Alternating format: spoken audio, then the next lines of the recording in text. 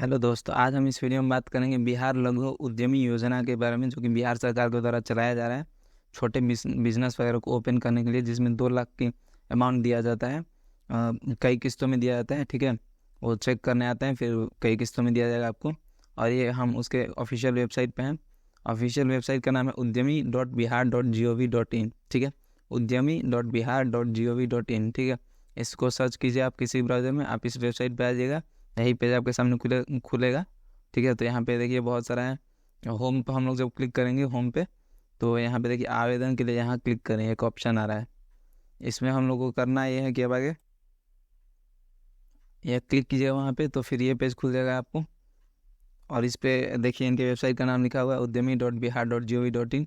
इसी पे मतलब जाके सारा काम करना है। ये इसके आवेदन की प्रक्रिया बता रहे हैं इस पेज पे। 5 से 20 तारीख के बीच में होना चाहिए, फरवरी में होना है, ठीक है। और यहाँ पे प्रक्रिया के बारे में थोड़ा बहुत जान सकते हैं, कैसे कैसे आपको पूरा फिलअप करना है, ठीक है।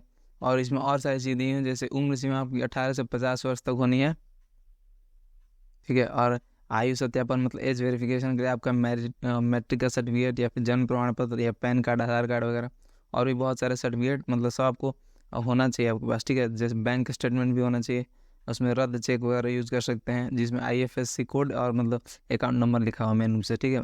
पासबुक का भी फ़ोटो हो सकता है वो। और फिर आधार नंबर, मोबाइल नंबर दोनों लिंक होना चाहिए, जो भी आप यहाँ पे देंगे। और आधार में जैसे दोनों मोबाइल नंबर और आधार नंबर दोनों लिंक्ड होना चाहिए एक दूसरे से। और फिर आधार में विवरण पंजीकरण में ही फॉर्म भरना, जो आधार कार्ड पे दिया हुआ है सारा एड्रेस डिटेल वगैरह, वही सब भरना है। फिर OTP वगैरह से वेरीफाई करना हो, बहुत सारी चीज़ें। मतलब यहाँ पे हम लोग पंजीकरण पर क्लिक करते हैं, पूरी प्रक्रिया हम स्टेप बाय स्टेप दिखाते हैं आपको कैसे करना है, ठीक है। और देखिए इस पेज पे हम लोग आए, यहाँ लिखा हुआ है यहाँ रजिस्टर करें। और इस पे हम लोग देखते हैं कि प्रथम नाम भरना है सबसे पहले यहाँ पे। जैसे किसी का नाम है राजकुमार सिंह, ठीक है।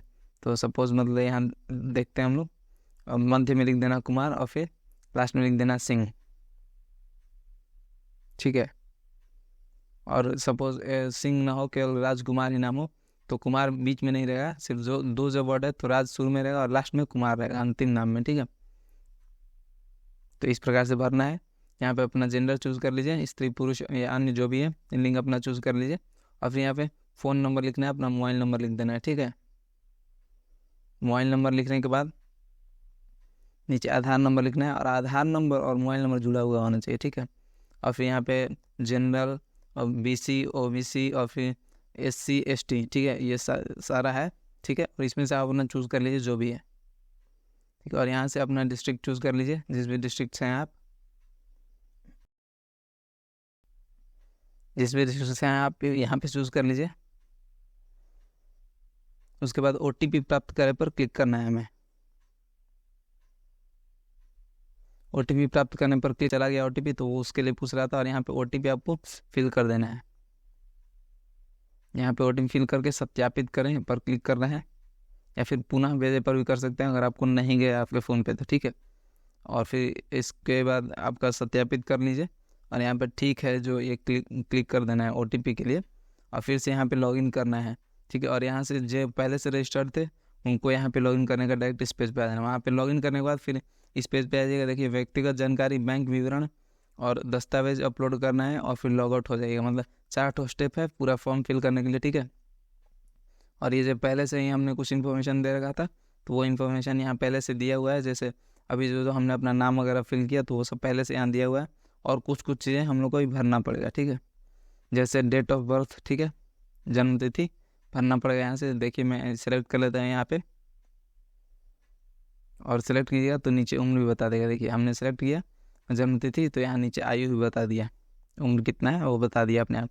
और अपने विभाग का नाम लिखना है, या फिर पिता या माता या फिर पति, जिनका मैरिड वुमेन है पति का नाम लिख दें।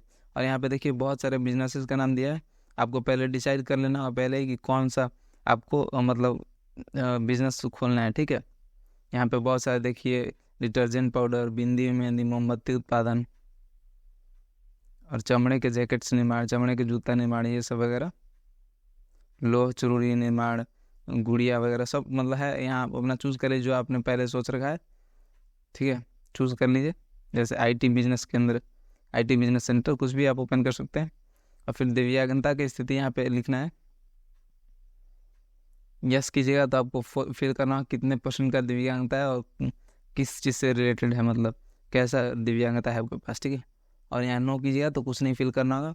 और फिर डायरेक्ट आधार कार्ड पर अंकित पता, ठीक है, आधार कार्ड पर जो आपका पता लिखा है वो सब यहाँ पे लिख दीजिए, डिस्ट्रिक्ट चूज़ कर लीजिए। और फिर ग्रामीण क्षेत्र से हैं कि शहरी क्षेत्र से, तो वहाँ चूज़ कर लेना है। शहरी से कीजिएगा तो नगर पालिका वगैरह के बारे में लिखना होगा। ग्रामीण से कीजिएगा तो प्रखंड लिखना होगा पहले, फिर पंचायत लिखना होगा, फिर वार्ड संख्या लिखना होगा, ठीक है। और फिर ये सारी चीज़ भरी हैं। फिर जाति यहाँ पे पूछ रहा है आपको, तो जाति जिस भी जाति से आप वो डायरेक्ट लिख दीजिए, ठीक है। जैसे उसका नाम, जैसे कोई मतलब जो भी है आप अपने जाति का मतलब कैपिटल लेटर में नाम लिख दीजिए। जैसे कोई बढ़ई है तो बढ़ई लिख दीजिए, ठीक है। या फिर कोई पटवा है तो पटवा लिख दीजिए, ठीक है। जो भी आपकी जाति है वो लिख दें, ठीक है। और फिर यहाँ पे इनकम लिख देना है अपने मासिक पारिवारिक आय जो आय प्रमाण पत्र पे होगा, ठीक है। और इसमें 6,000 पर मंथ से कम रहना है, मतलब 72,000 एक साल का, उससे कम रहना है, ठीक है। तो ये ध्यान दे के उतना ही लिखना है। और आप उसके लिए बाद में बनवा भी लीजिएगा सर्टिफिकेट। और फिर आपके घर में कोई पहले से मुख्यमंत्री उद्यमी योजना का लाभ उठाता है तो यस कर दीजिए, नहीं तो नो। नो ही करना है तो ही मिलेगा, नहीं तो ऐसा नहीं मिलेगा, क्योंकि उसके जो उसका पहले से ही लाभ उठा रहा होगा उसको नहीं मिलेगा, ठीक है। और फिर जमा करे पर क्लिक कीजिएगा तो अगला पेज आ जाएगा बैंक विवरण का, ठीक है। इसमें बैंक के बारे में आपका अपनी बैंक की जानकारी पूरी देनी होगी। जैसे बैंक का नाम, जिस भी बैंक में आपका अकाउंट है उस बैंक का नाम यहाँ पे, और फिर यहाँ शाखा का नाम लिख देना है, जो ब्रांच का नाम है, ठीक है। उस बैंक के ब्रांच का जो नाम लिख देना है। फिर IFSC कोड, फिर खाता संख्या, फिर खाता संख्या पुनः लिख देना वहाँ पे। मतलब ये सारा इन्फॉर्मेशन पासबुक पे दिया हुआ होता है दोस्तों। और फिर सब करके जमा करे पर क्लिक करना है।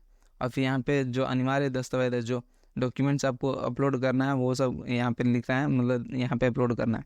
JPG फॉर्म में होना चाहिए, PNG या PDF, ये चारों फॉर्म में हो सकता है। यहाँ पे हम लोग को अपना फ़ोटो क्लिक करना होगा। स्टार्ट कैमरा पे क्लिक कीजिएगा तो देखिए पूछेगा कि कैमरा के लिए अलाउ करना होगा। अलाउ पे क्लिक करने के बाद कैमरा ओपन हो जाएगा और अपना आप क्लिक फ़ोटो पे क्लिक करके और फिर अपना फ़ोटो अपना बगल में अपलोड कर सकते हैं, ठीक है। बगल में दिखा देगा फ़ोटो, ठीक है। यहाँ पे एज वेरिफिकेशन के लिए मतलब आपको कोई आधार कार्ड, पैन कार्ड या फिर जन्म प्रमाण पत्र, मतलब आयु संबंधित सत्यापन के लिए अपलोड करना है फाइल, ठीक है। और आधार कार्ड यहाँ से अपलोड करना है, चूज़ फाइल करके अपलोड कर सकते हैं। आधार कार्ड का दोनों साइड होना चाहिए दोस्तों, सिर्फ एक साइड नहीं, ठीक है। बहुत बार लोग क्या करते हैं एक ही साइड से अपलोड करते हैं, तो नहीं करना है। फिर यहाँ पे मतलब डोमिसाइल सर्टिफिकेट अपलोड करना है, आवासीय प्रमाण पत्र,